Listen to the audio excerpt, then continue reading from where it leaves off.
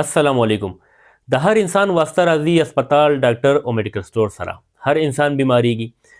زمونږ بدقسمتي دا ده چې پاکستان کې د هیلث سیستم ډیر زیات ګډوډ دی، لږ نه ډیر زیات ګډوډ دی، الټه پلټه روان دی بالکل. دې کې بیا عام کس چې کوم وي هغه ته شعور نه وي، ایجوکیټډ نه وي، تعلیم یافته نه وي، یا هغه د خپل حق تپوس نشي کولی. عام خلک زمونږ زیاتره د کلو خلک ډیر سادهګان وي چې هغې ډاکټر ته لاړ شي، دوايانو باره کې، معاملاتو باره کې بیا هغې ډېرې زیاتې دوکې خوري. او هغه څنګه خوري؟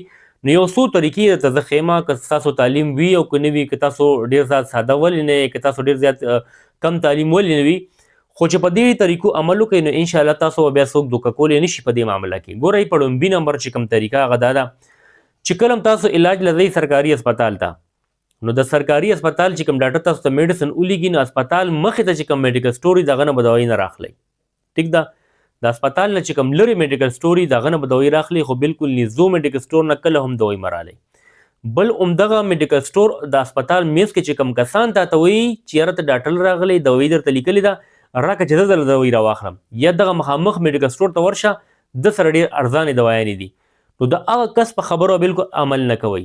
دغه کس چې کوم دی دا دوکېباز دی، دا فراډي دی، دا ایجنټ دی، د دغه میډیکل سټور ایجنټ وي. کوم چې تھرډ کلاس میډیسن ورکوي مریضانو له، د ایجنټان ساتلی وي. نو د هغه ایجنټ خبره ونه منئ چې کوم د هسپتال مخې ته ولاړ وي، اوړي روړي، تاویږي راتاویږي، او غریب غوندې ساده کس وویني، هغه ته وایي چې راکړه چې دوایي دلته راواخلم، یا دغه مخامخ سټور ته ورشه دنه دوایي راواخله.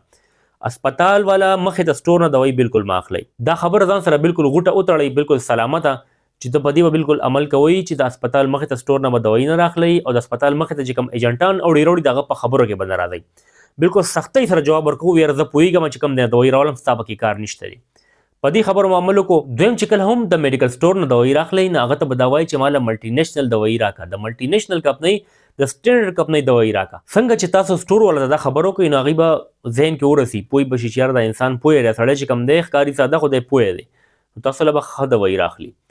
دویم سټور والا دا تپوس کوئ چې تاسو دوایي د کمپنۍ نه اخلئ که نه د نمک منډۍ نه اخلئ. زموږ د خیبر پښتونخوا اکثریت دوايانې نمک منډۍ مارکیټونو نه راوچتېږي، کوم چې زیاتتر مشکوک وي چې یاره دا اصل دي او که نه دي د کمیشن دپاره. نو چې کوم سټور والا ډایرکټ د کمپنۍ سره ډیلینګ کوي، د ډایرکټ کمپنۍ نماینده نه میډیسن اخلي، نو هغې میډیسن چې کوم وي هغه په اصل حالت کې وي، هغه اوریجنل وي، د هغې نه بیا میډیسن تاسو اخلئ. نو چې کله ورته تاسو دا ووایئ چې یاره تاسو د میډیسن د کوم ځای نه اخلئ، د کمپنۍ نه اخلئ که د پېښور نه نمک منډۍ نه اخلئ، نو هغوی به بیا محتاط شي، تاسو له به ښه دوایي درکوي.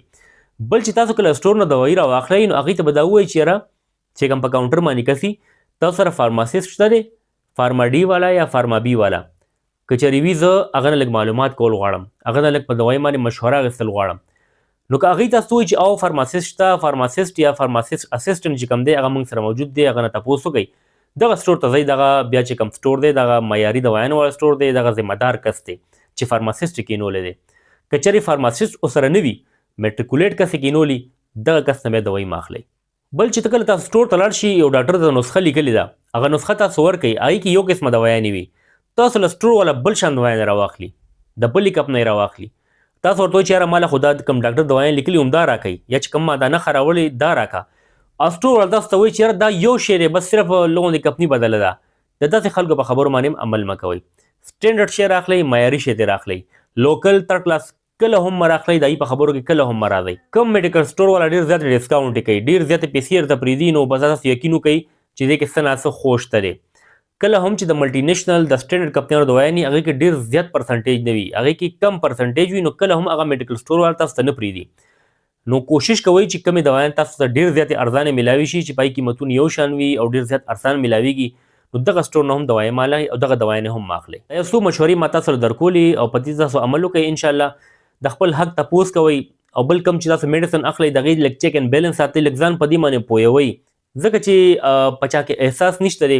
او ما کتلي چې څومره هم د غریبانان سادهګان خلک وي، زنانه وي یا مشران وي، هغوی سره همدغه خبرې کېږي چې د چې کوم کمیشنو دوایانې، چې کومې ارزانې دوایانې یا کوم لو کوالټۍ والا دوایانې هغه پرې ورخرڅوي. ډاکټر به یو نسخه لیکلي، دوی به له بله ورکړي، دوایي ایکسپایري ډیټ باندې نه پوهېږي. نو ډېر زیاتې مسلې وي، نو ځان ډېر زیات ساده مه جوړوئ، د خپل حق تپوس کوئ، لږ چیک اینډ بیلنس ساتئ، لږ پوښتنه کوئ.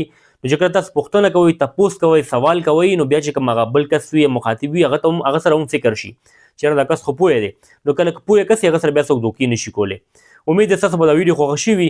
نیکسټ ویډیو به د ډاکټرانو باره کې راځي چې کوم د ډاکټرانو معافیه دایي باره کې، نو هغه هم خامخا وګورئ او دا معلومات به انشاءالله تاسو ته ډېر ښه لګېدلي. دا ویډیو خپل ملګرو سره هم شیر کړئ چې هغوی ته هم فایده ورسي. ډېره مننه. الله حافظ.